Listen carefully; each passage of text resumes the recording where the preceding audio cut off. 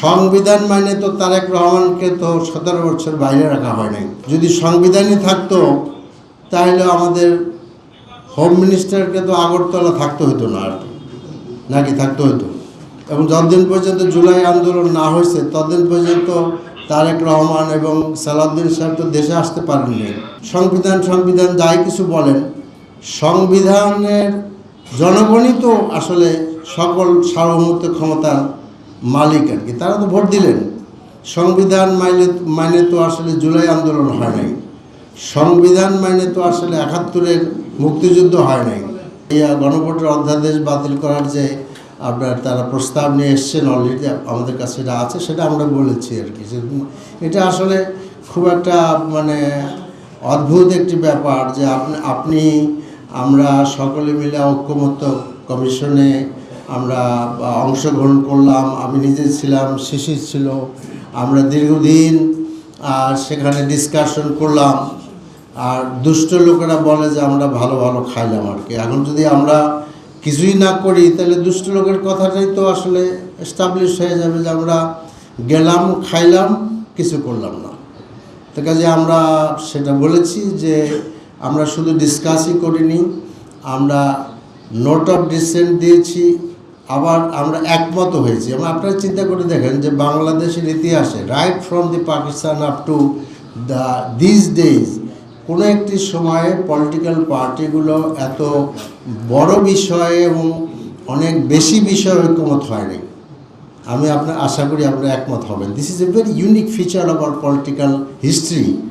So this is very important for all the political parties যে এই যে একটা আমরা ঐক্যমত হলাম, এই ঐক্যমতকে বাস্তবায়ন করা। কারণ আপনি তো বাস্তবায়ন করার পরে আপনি জুলাই চার্টারে স্বাক্ষর করেছেন।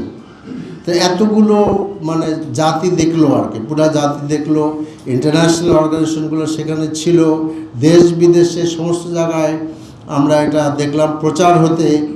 তারপরে যদি আমরা করি, ব্যাকওয়ার্ড ওয়াক করা শুরু করি, তখন আমাদের জবাবটা কি হবে? জাতি হিসাবে আমরা খুবই লজ্জার মধ্যে পড়ে যাব এবং লোকেরা মনে করবে যে এই জাতি দ্বারা আসলে কিছু হবে না।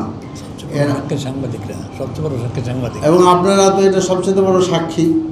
কাজে আপনারা এটাই তো বলবে লোকেরা যে টক টক টক, এবং কিছু ইটও করে, তারা খায়, কিন্তু কাজের সময় তারা আর কিছুই করে না, ওই আগের গর্তেই ফিরে যায় আর কি।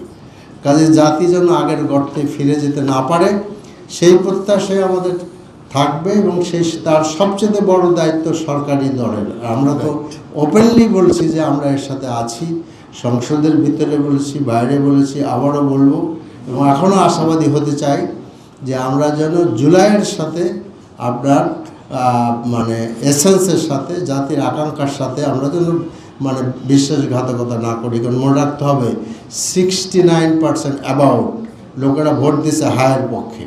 তো 2/3 মেজরিটি যখন বিএনপির হয় তখন এটা স্পষ্টতই বোঝা যায় যে বিএনপির বহু লোকেরা এখানে হা ভোট দিয়েছেন, এবং প্রাইম মিনিস্টার নিজে হা ভোটের পক্ষে ক্যাম্পিং করেছেন। তাহলে সকলেকে গরল ভেল হয়ে গেল। এই যে জনগণের ভোট, আপনাদের লোকেরা ভোট দিলেন। সংবিধান যাই কিছু বলেন, সংবিধানের জনগণই তো আসলে সকল সার্বভৌমত্ব ক্ষমতার মালিক আর কি। তারা তো ভোট দিলেন। সংবিধান মানে তো আসলে জুলাই আন্দোলন হয় নাই। সংবিধান মানে তো আসলে 71-এর মুক্তিযুদ্ধ হয় নাই। সংবিধান মানে তো তারেক রহমানকে তো 17 বছর বাইরে রাখা হয় নাই, তাই না? এবং আমার তো মনে হয় যে যদি সংবিধানই থাকতো তাহলে আমাদের হোম মিনিস্টারকে তো আগরতলা থাকতে হতো না আর কি, নাকি থাকতে হতো। এবং যতদিন পর্যন্ত জুলাই আন্দোলন না হয়েছে ততদিন পর্যন্ত তারেক রহমান এবং সালাউদ্দিন সাহেব তো দেশে আসতে পারেননি। তো কাজে এই সব কিছু, এই যে গুণ, খুম, আয়নাঘর, এবং আপনারা দেখেন যে আশ্চর্যজনকভাবে এই সমস্ত জিনিসের মধ্যে অ্যামেন্ডমেন্ট আনা হচ্ছে আর কি, বাতিল করতে চাচ্ছে এগুলা। এটা খুবই আনফর্চুনেট। কাজে আমরা জাতির জন্য এই বেদনাদায়ক ইতিহাস সৃষ্টির পূর্বেই আমাদের সকলের সুমতি হোক, এটা আমরা আশা করি। বিএনপির ভিতরে ছায়া সরকার আছে না কি আছে, এটা তো ভালো উত্তর তারাই দিতে পারবে আর কি। আমরা যেটা আকাশের যে চাঁদ ওঠে ওই চাঁদটাই তো আমরা দেখবো আর কি। আপনার মনের মধ্যের কথাটা আমি বাইর করতে পারবো না, আমি তো আসলে আল্লাহ খোদা নই।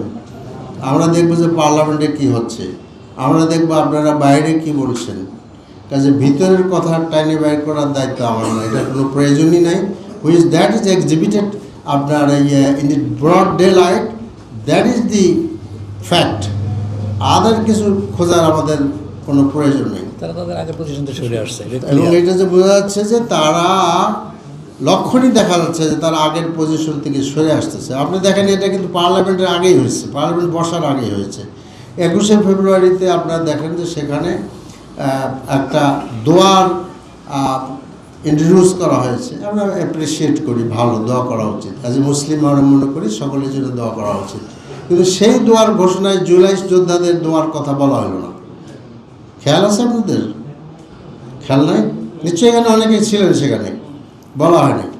এরপর যিনি দোয়া করলেন তিনি ইনক্লুড করে নিলেন। তো কাজে আমার মনে হয় যে মর্নিং শোজ দ্য ডেজ, কাজে সেই দিন থেকে আমরা দেখতে পাচ্ছি যেন বেসুরা একটি আওয়াজ আর কি।